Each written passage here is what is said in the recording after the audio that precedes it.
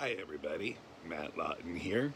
This is the Astrological Winds channel, and we are going to look at the astrological weather forecast for the week of August 17th through the 23rd.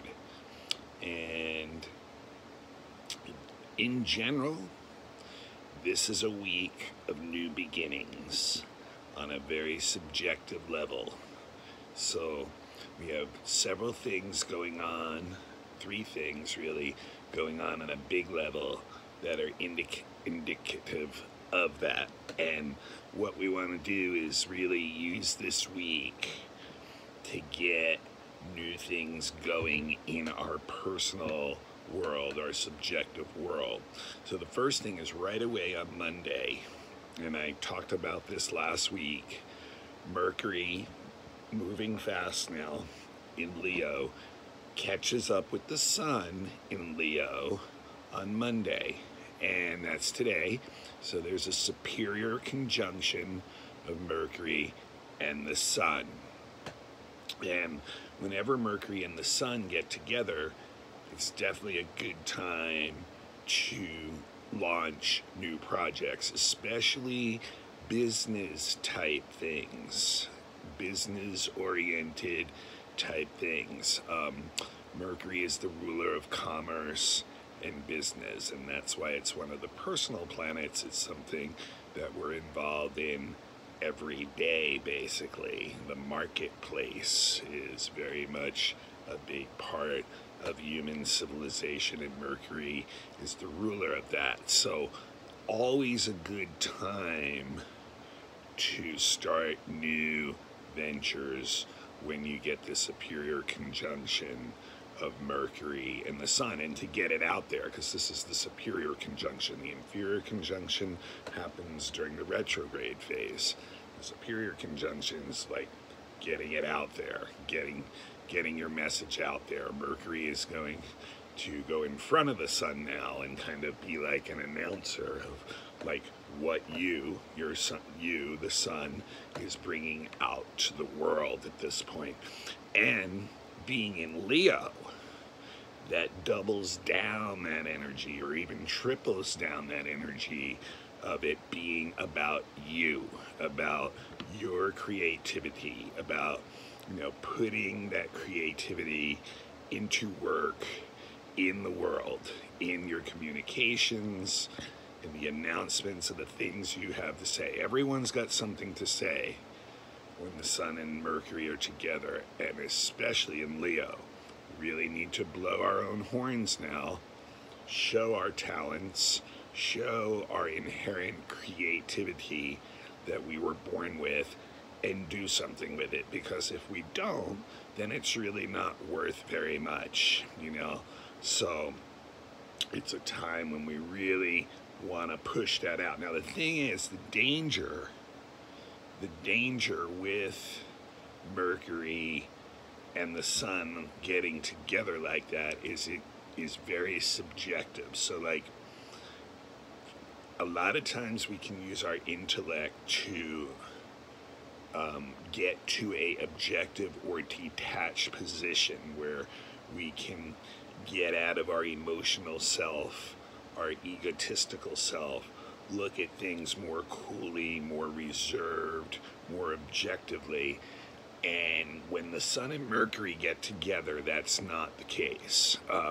The intellect and the communications and the information that we're taking in is driven very much by our subjective interests and our own intentions and ambitions. So the danger that occurs, therefore, is that we don't take in very well. We shut down listening or hearing what's going on. Now, the interesting thing about that is, if we don't do that, if we're conscious of that issue being able to easily come up, then it's really good, a good time to actually see how the world reacts to what we're putting out there, instead of getting so like hell-bent on making this point, but like you put things out there, then, oh, yeah, don't get too subjective, right? What's the reaction to that coming back? And that can give you a lot of information about where you actually stand in relation to the world and relationships and others. So it can give you a really good vision of yourself, or a witness of yourself from the outside, if you can maintain that frame of mind. Now, we've got a trine of Mercury with going to the Mars Eris conjunction. And the Mars Eris conjunction can be the most troublesome thing that's going to be going on this week in an inherent way. Mars very strong in Aries, remember, and remember what I said last week too, and some of these other times. This Mars in Aries is going to really fire up temperatures on the Earth, and you can see all this past week it's been this incredible heat wave in the west part of the United States, shattering records. An incredible heat wave over Greenland that's actually melting the total ice cap of all of Greenland this summer, which is just unimaginable, really. So, and then like these incredibly strong storms, because the heat pushes the wind faster and harder on the edges of that. So you get these incredibly strong wind-driven storms in the Midwest and in the east part of the United States and other parts of the world too. So we're really seeing that Mars and Aries thing, and that dry, hot, windy weather that we'll probably see the rest of this year, really.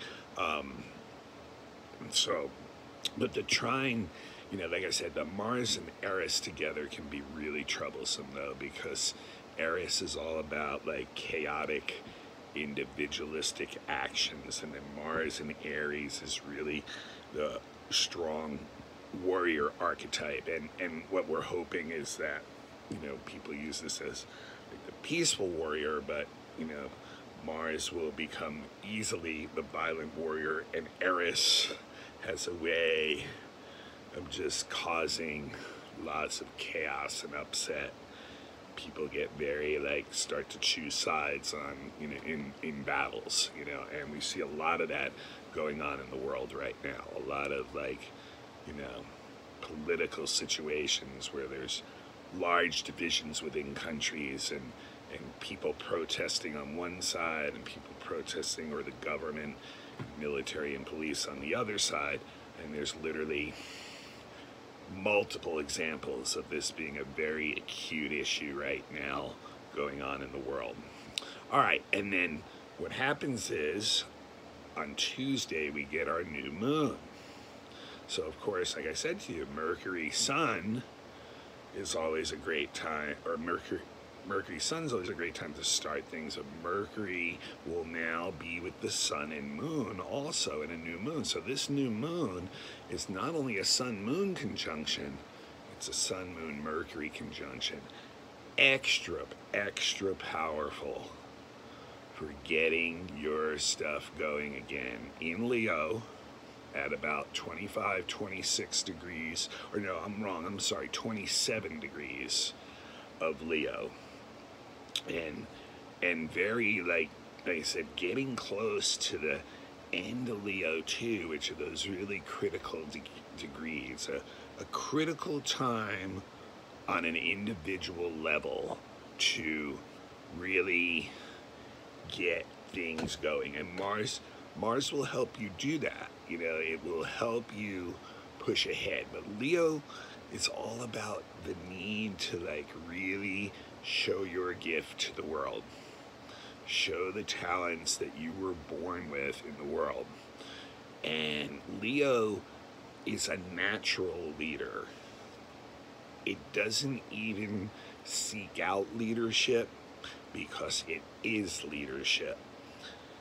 Leo energy, people get attracted to and are like, lead me. So we all are locking into this energy this week. And this is a time where you do have something to show the world, and it's very subjective, so you may not get like a lot of support to do it like in a teamwork or collaborative type of way. It may be up to you on a solo mission to get this baby off the ground, basically. And the thing is, with Leo, if you do that and your talents start to shine in doing that, then that's where that leadership energy starts to naturally flow, because then people come to you, the right people come to you, and they're like, put you in that position, maybe without even saying it. They're just looking towards you to do that. Now, like I said, there's the trine to the Mars and Eris, which once again really pushes the individualistic energy that I'll go and do this by myself if need be. There's gotta be like true personal interest in what you're doing, you know, and that is the spark of creativity and opens up the doors of intuition that Leo is so naturally aligned with. Now, there is a really strong quincunx. Remember the quincunxes? We talked about the two yods last week. So, Sun and Mercury moving together, quincunxed first Jupiter and Neptune, right? Which was the yods. Then they quincunx Pluto this weekend. During this new moon and this week, they're quincunxing Saturn. So remember, one after another in those Capricorn planets, you get one aspect, you're going to have all three of those Capricorn planets hit that planet with the same aspect. So that's what's going on here. Sun and Mercury have now run into Saturn. And it's a quincunx, which means we, once again, are going to have to adjust everything we normally do to get this baby off the ground, to get this thing flying that we need to do. Saturn is the restrictions that are going on in the physical world, that are brought to us through those who are in power, who we have put in power, we have given the right to be an authority in this society over us, and who therefore are making decisions that they feel are the best for everybody. So, like, obviously we know what those problems are. The crux of it has been the coronavirus, but there's a lot of other issues going on also that are restricting our abilities to move forward. So it's going to require separating ourselves from a lot of the normal things we do and adjusting and doing things in a different way, which can be hard for Leo. You know, that's fixed energy. You know, Leo's used to doing things a certain way. What that Saturn quincunx can do is trigger a lot of inner fear, a lot of like doubt, a lot of energy and emotions that take away your confidence, that take away your inner ability to be strong. Everyone is feeling like they're isolated on their own little island. Everyone is feeling like their words are not being interpreted correctly. Communications are blocked. What we want to do in our life is blocked, and our emotions are blocked. So that's the Mercury, the Sun, and the Moon. Those three things all being blocked by the energy of Saturn, retrograde in Capricorn right now. So there's a lot of like isolation going on, a lot of feelings of futility, sadness, depression, misunderstandings, miscommunications, shutting down communications, all that stuff is what has to be let go of, separated from, and adjusted to in order to make the new beginning that you have to personally make in your subjective world. And no, you cannot count on anybody else in the beginning to be there with you. It may be a solo thing, because what's important on that level, on that degree, is only you. That gives it that much importance.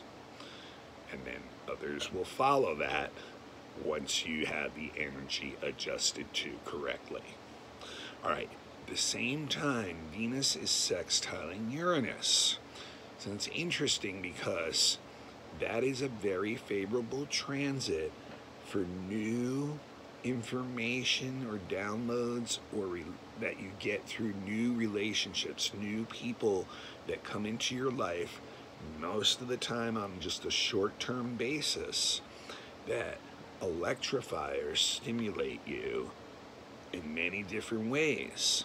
And that can add a flare of excitement and stimulation to your life that has, you know, like you're out there and ready to go. So like there are some opportunities to connect with different people to actually help maybe get some insight and perceptions on the changes going on, and maybe help give you some direction as to where to go. Now, the last thing that's happening that will also very much help this whole situation is we're going to start handing off the Leo energy to Mercury, and to Virgo, when Mercury and the Sun go into Virgo later in the week. So that's for some good things too, because Mercury in Virgo, which happens on Wednesday, is basically the strongest sign that Mercury can be in. It's not only one of the two signs that Mercury rules, but Mercury is exalted in Virgo also. So to me, when Mercury is in Virgo, that is ingenuity. That is the mind operating on such a precise and concise and ingenious way that it's just like it's taking care of every detail, like almost like it's like a computer in a certain kind of way, like it's just got it all down, you know, like everything is being put in the right spot. And so like, although not as expressive as when Mercury is in Gemini, the other sign that it rules, like, believe me, like inside, the details are getting really taken care of. So like, that is really good for when we start a new plan or venture, because that's what really, once we have the vision, we need to have the details. So, you know, it gives us the ability to, you know, really be articulate with our words and our communications and not really waste time. It's a serious Mercury when it's in Virgo. It's like roll up the sleeves, get down to business kind of Mercury. And you know, both the Sun, which is going into Virgo on Saturday, and Mercury, you know, when they're in Virgo, their biggest thing is like everything you're doing is a judgment going on, you know, and the danger of that is to get too critical, especially if you start to project that out onto other people. You can immediately go into a negative Virgo thing of being seen as being hypercritical, super judgmental, nitpicky, too proper. But like, you know, that Virgo energy really believes there's a correct way of doing everything, and that if you veer off that path, then you're likely not going to reach the goal, the ultimate goal that you're headed for. So like, Virgo really believes in the procedure in the analysis, in the research, in the science, and all that. Like, and yet it's very rhythmic. It's connected to the cycles of the earth. And it's very ritualistic too. You know, it seeks out others who have similar, you know, beliefs, but it's also very scientific, so it can get a little bit like, you know, cold and critical for sure. You know, so that Virgo energy is really, you know, a necessary thing for taking care of the steps that you need to take on where you're going. But at the same time, it can really narrow our focus and really narrow our vision, and you know, issues with our health, you know, having to take care of our health, have our bodies find the right balance. So like, it's a good time to find the things that will do that too. So once again, like a week that really, you know, has a lot to do with a very personal, subjective energy of starting new things, and then just, you know, doing what has to be done to continue to push that forward with the details that need to be taken. So a lot of intense energy going on in the world right now. That Mars-Pluto last week was just explosive energy of like just anger and violence and accidents and diseases and disasters. So like very intense energy, and you know, as we expected from the Mars-Pluto square. So now Saturn is slowly going to take in and take over, and next week it'll do that first square to Saturn as Saturn is slowing down and Mars is slowing down, and it's going to really stick on that. So we're going to have to get into more details on that next week, on how to handle that energy. But this week, it's the time to really start something new for yourself.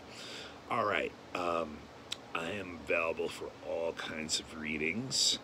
My email is matthue823@gmail.com. So that's MATTHUE823@gmail.com.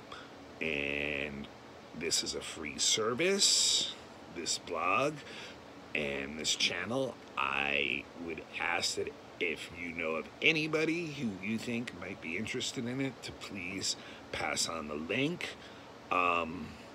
Sign up for the channel yourself. I do try to do the social media bombs. I miss people every week, so like, you can't count on me to get you every week. And if you don't want to be social media bombed about it because you're already following, or you just don't have the time nor interest, please let me know. Won't take it personally or anything, and I get you off that list, and it's one less thing for you to deal with, one less thing for me to deal with. Yes, happy and simple that way. All right, until next week, this is Matt Lawton signing off, the Astrological Winds channel. Go out and do your thing, do the separation that you need to do, make the adjustments you have to do, and launch.